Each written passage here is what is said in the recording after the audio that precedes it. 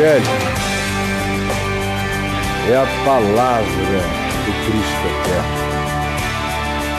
É o sacrifício do Cordeiro imolado antes da fundação do mundo, cobrindo os pecados de todos. Isaías, capítulo 9, verso 6. Porque um menino nos nasceu.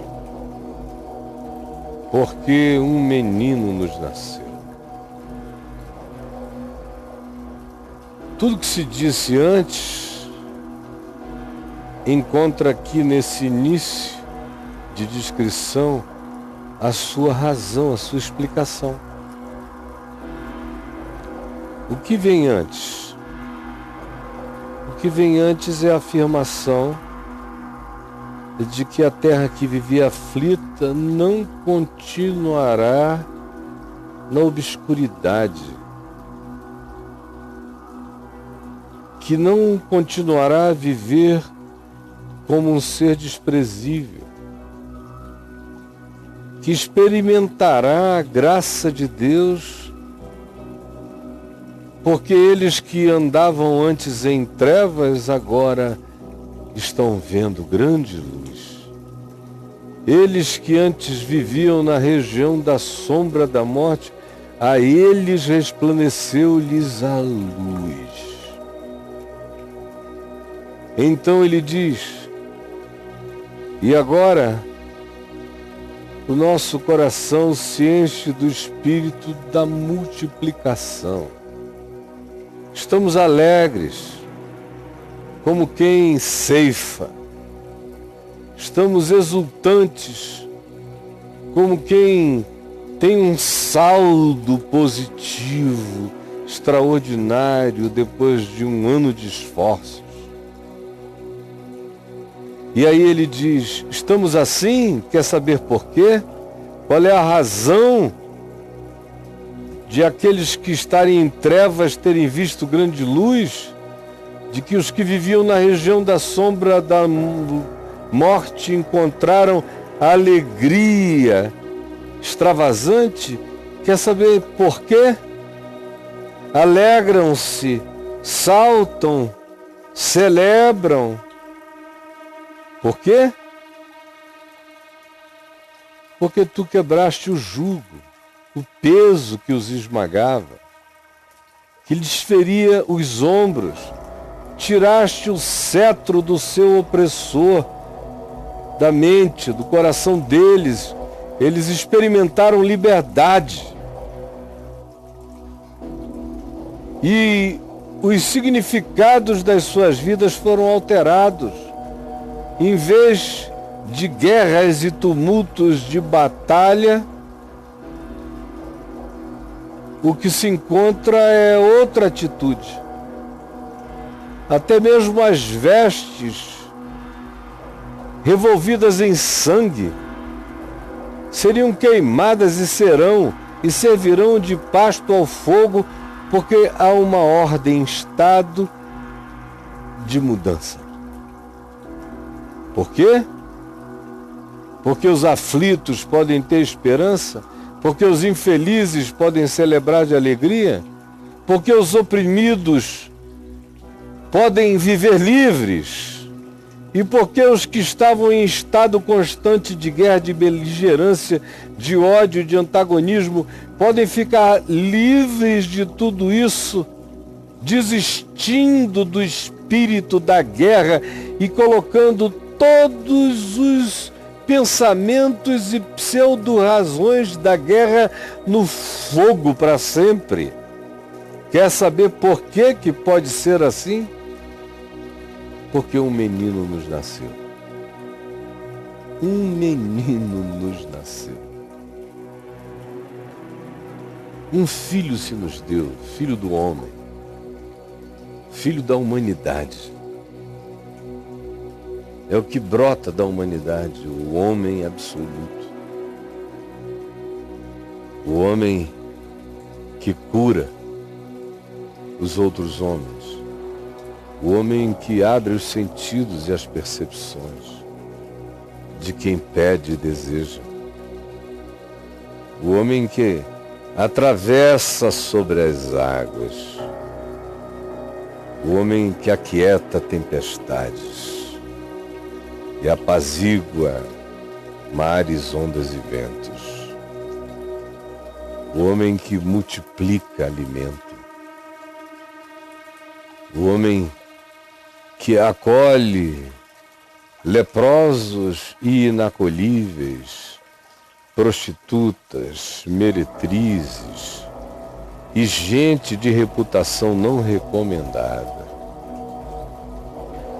Nos nasceu um filho, o filho da humanidade, o filho do homem,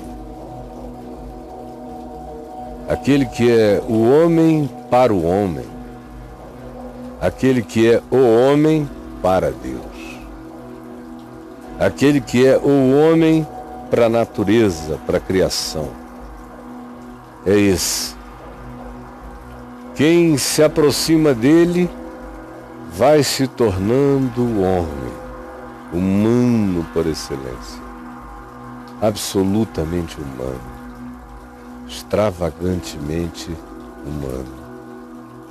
E aquele que se afasta da referência que ele estabelece pelo seu modo de viver, pelo seu modo de tratar, pelo seu modo de ensinar, pelo que ele ensina, pelo conteúdo do amor, do perdão, da justiça, da verdade, da fidelidade, da sinceridade, da mansidão, do domínio próprio, da coragem, da fé, que é assertiva, mas não é agressiva, que é corajosa, mas não é valentona. Essa fé que tem ousadia no Espírito Santo, mas que é refreada pelo amor e educada pela justiça. É Ele que ensina que o que é extremamente elevado aos sentidos deste mundo é abominação diante de Deus. É Ele que ensina que quem quiser ser gente, para qualquer que seja a esperança do planeta, precisa tratar a vida como Ele ensinou a tratar, viver como Ele viveu e andar pelo caminho que Ele trilhou, que é caminho de verdade e de vida. No mundo, como sal dando gosto à vida, como luz vencendo a escuridade, a ignorância, a loucura, o espírito dos instintos primitivos, dos predadores que nos habitam. Tem que aprender a andar com Ele, o homem que venceu a morte. Venceu-a antes de ressuscitar, porque a encarou. Sem precisar, a encarou. Por quê? Porque os angustiados estão com o coração pacificado, os que viviam em trevas agora existem em luz, os que estavam com a sombra da morte todos os dias sobre eles agora resplandecem em luz divina, porque estão felizes, porque estão livres. O que lhes aconteceu? Por quê? Porque um menino nos nasceu. Um menino nos nasceu. Que coisa extraordinária. Isso tudo é prometido porque o menino tinha nascido. E o governo está sobre os seus ombros. Todas as coisas existem por meio dele e para ele. Ele é antes de todas as coisas, nele tudo subsiste. Ele é Senhor de vivos e de mortos. O reino dele, todavia, não é deste mundo, mas o reino de Deus, que só pode se instalar na terra como um trono de verdade e obediência ao Evangelho no coração do homem, que é onde a grande revolução acontece, a única que melhora a humanidade nasce da soma da nossa disposição de acordo com o Espírito de Cristo, com o Espírito do Evangelho, com o Espírito que Jesus encarnou. Antes dele ninguém foi como ele, depois dele ninguém jamais, até aqui foi como ele. Mas ele não quer que seja assim. Ele não é o Filho do Homem para competir com o resto da humanidade, para provar para o resto da humanidade que nós somos destinados a vivermos desumanamente sempre. Não. Ele disse, sigam-me. Ele disse, aprendei de mim. A insistência dele foi essa. Ele disse, aquele que crê em mim fará as coisas que eu faço e outras maiores fará, porque eu vou para junto do Pai. O convite dele o tempo todo foi para que todo homem se tornasse como ele. Que todo homem se tornasse como ele em relação ao próximo, que todo homem se tornasse como ele em relação ao Pai.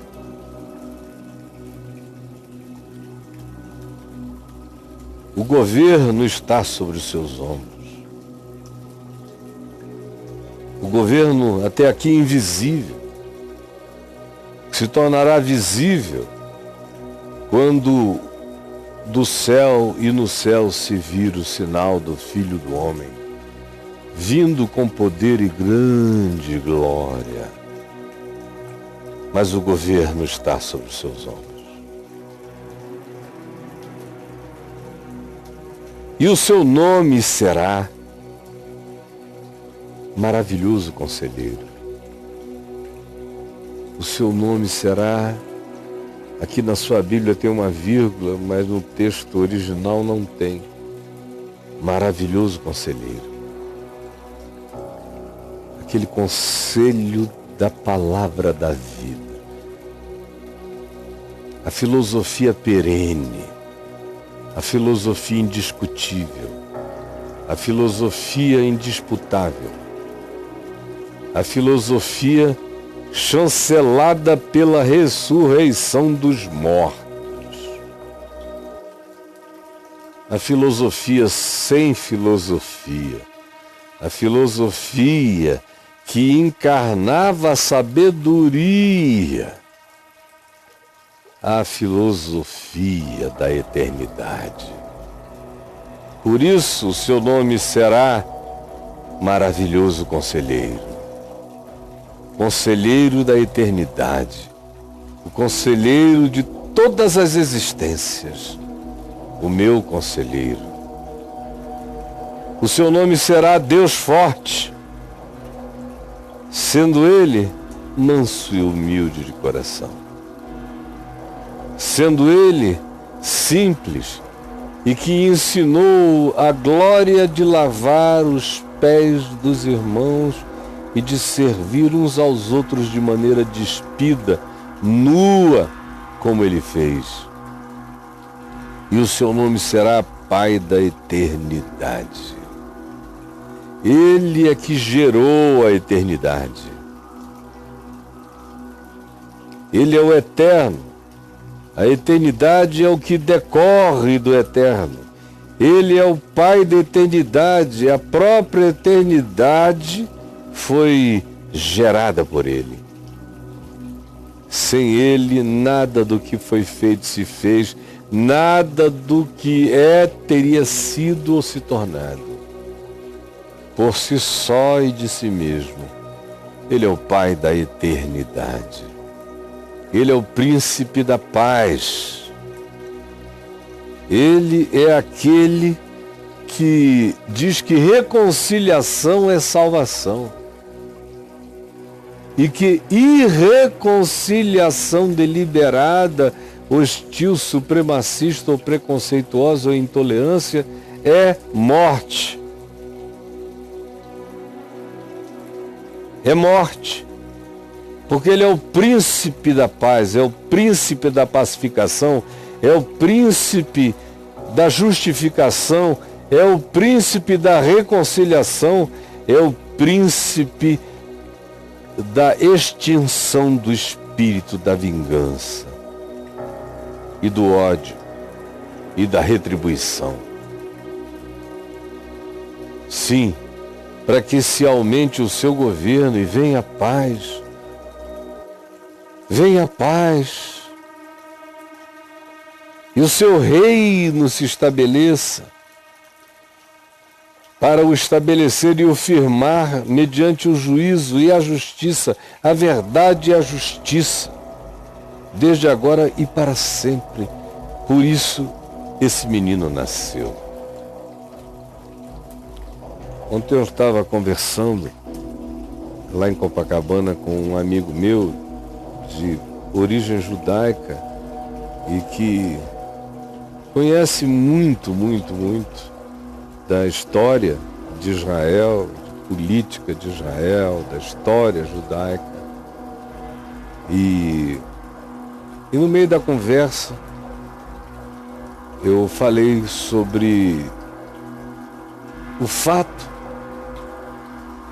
irretorquível que nunca a humanidade encontrou ninguém como Jesus.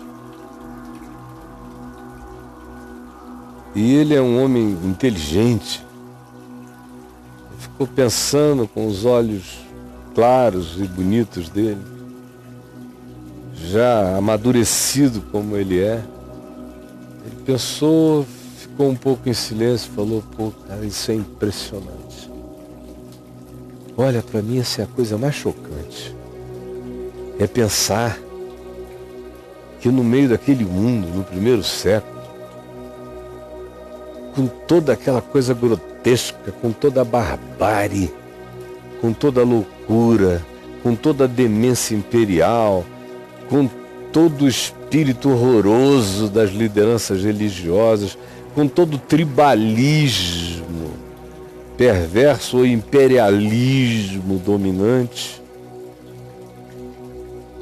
com todas as ênfases que havia, com todos os acordos de bom comportamento do seu tempo e da sua era, ele rompe com isso tudo, sozinho, do nada, e traz uma mensagem universal. Ele falou: isso me impressiona. Eu tinha acabado de citar o texto de Paulo, escrevendo aos Colossenses, quando ele diz que em Cristo Jesus não deve mais haver diferença entre homem e mulher,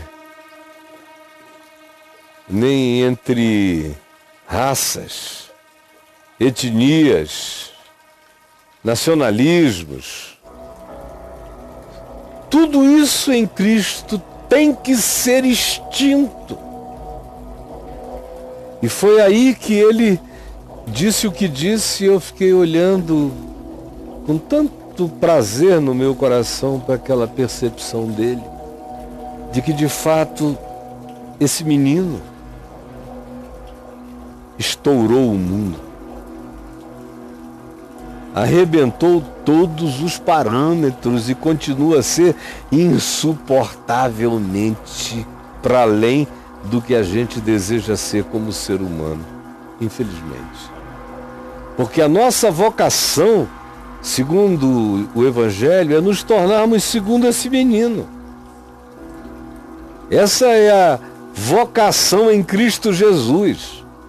É para se tornar um Jesusinho, um Cristinho de Deus no mundo, tornando-nos nós mesmos maravilhosos conselheiros, filhos de Deus fortes no amor, na alegria de servir, sabendo que Deus não existe, Ele é, nós somos nele, nós respiramos a Ele, com essa consciência, tudo que fazemos, fazemos nele. Existimos no santuário da eternidade e somos pactuados com a paz,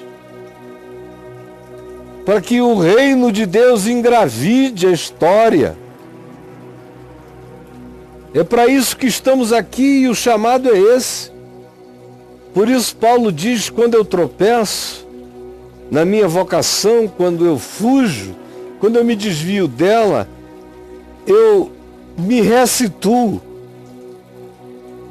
e esquecendo das coisas que para trás ficaram como erros ou equívocos, me sabendo perdoado e justificado, eu prossigo. Eu levanto e ando, eu vou adiante, perseguindo o prêmio da soberana vocação de Deus em Cristo Jesus, que é me tornar Cristo, me tornar Jesus. O Evangelho e o Novo Testamento repetem isso exaustivamente. O chamado de todo discípulo é se tornar um Cristo de Deus, um Jesusinho. E Jesus garante, e coisas maiores fará, porque eu vou para junto do Pai. Porque um menino nos nasceu. Não precisa muita coisa, não é? Só precisa tudo. Você veja o que um presidente insano consegue fazer no mundo. Mas com todos os poderes que ele tem, ele vai passar. E bilhões vão respirar aliviados. Ainda bem que ele se foi. Mas um menino nos nasceu. E até quem não quer acolher o ensino, a palavra, a vida, o gesto, o modo, a existência e o desafio para viver como ele viveu, todavia, respeita e admite. O seu não desejo, apelidado de impotência, quando na realidade é um não desejo de tentar e de continuar vivendo na direção desse chamado, dessa vocação para se tornar comum. Até esses admitem. E admitem dando a desculpa de que é elevado demais o padrão do menino que nos nasceu. Mas para aqueles que andavam em trevas, não é assim. Eles veem nele a grande luz. Para os que andavam na região da sombra da morte, não é assim. Eles veem nele a vitória sobre a obscuridade, a ignorância, a superstição, a escuridão do não saber, do não discernir. Para aqueles que viviam oprimidos pela vara do opressor, pelo cetro do opressor, Jesus quebrou esse cetro e transformou espadas em bengalas no coração de quem crê. E pegou as botas e todos os aparatos da guerra e com eles alimentou o fogo.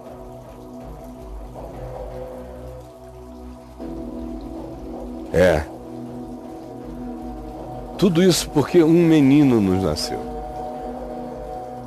E tudo isso não acontece do lado de fora. Isso acontece do lado de dentro. Você já imaginou se esse menino não tivesse nascido? Se até hoje a humanidade não tivesse tido a referência desse menino? Aí você, na mesma hora aí, diz, olha, Tem mais gente que não sabe que ele existiu do que gente que sabe que ele existiu. Então a tua lógica está errada. Bobinho. As pessoas não precisaram saber do nome dele, do ensino dele, da doutrina dele. Elas foram alteradas sem saber, até quem nunca soube. Foram alteradas pelas alterações que aconteceram nos lugares de maior fomento de divulgação, de cultura, de influência e de poder na história do planeta Terra nos últimos 2000 anos, que foi a Europa.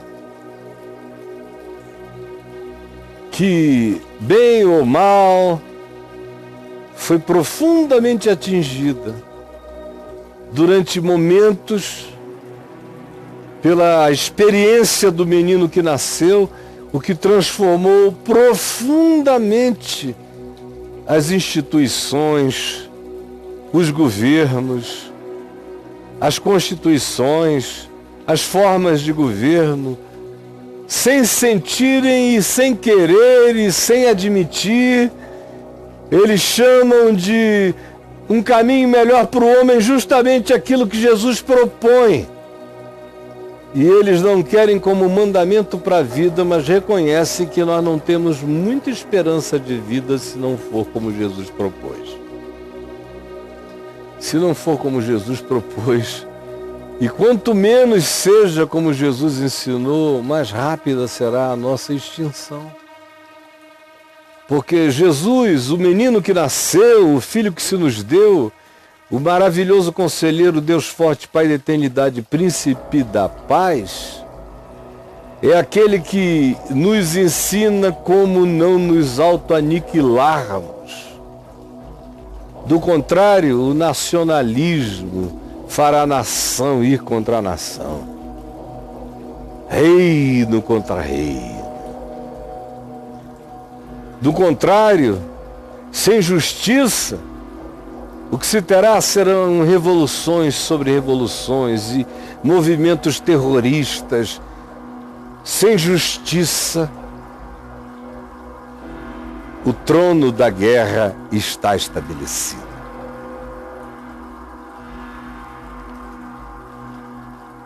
E tudo quanto as sociedades mais civilizadas advogam é na direção da diminuição desse tribalismo ou desses nacionalismos antagonistas, que são antagonismos nacionais, étnicos, ideológicos, que acabam educando na perversidade do ódio, da vingança e da xenofobia milhões de seres humanos disponíveis para a guerra. Quanto mais houver xenófobos na terra, mais chance de cumprimento da profecia de Jesus, nação contra nação, etnia contra etnia, povo contra povo, reino contra reino.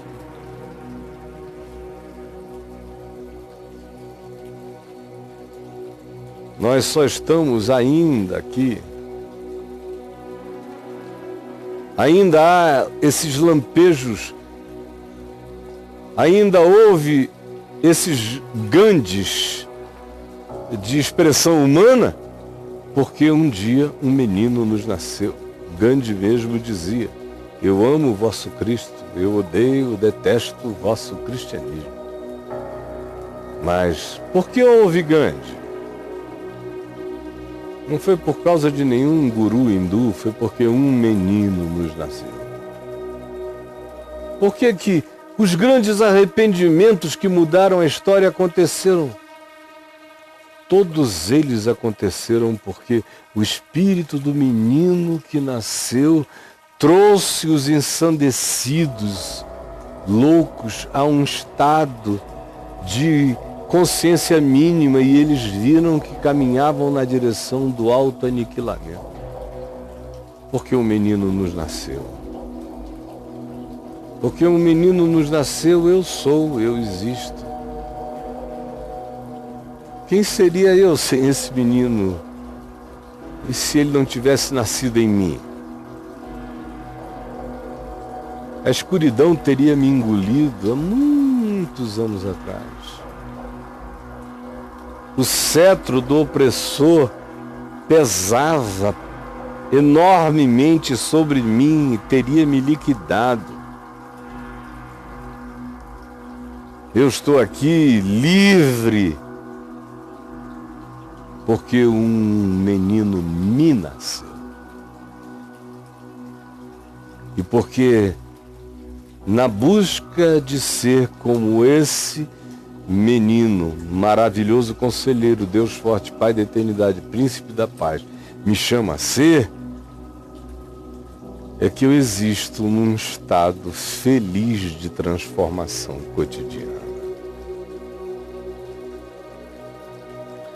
E é isto que eu entendo por Natal. E essa data em mim é todo dia. Senhor Jesus, ajuda-nos a entendermos que a humanidade vai se autodestruir se nós não acolhermos o menino que nasceu, se nós não nos tornarmos homens como o Filho do Homem. Nós vamos destruir a nós mesmos. Que a palavra do maravilhoso conselheiro, Deus forte, Pai da eternidade, príncipe da paz, seja acolhida agora no coração de milhares e milhares que me ouvem e que haja determinação de andar conforme o caminho do menino que em nós nasceu, cresceu, morreu por nós e nós morremos nele. Ressuscitou por nós e nós ressuscitamos nele. Está assentado nos lugares celestiais, porque o seu reino é eterno. E nós já estamos assentados nele. Portanto, ajuda-nos a vivermos com ele, para ele e nele todo dia. É o que eu te peço, em nome de Jesus. Amém.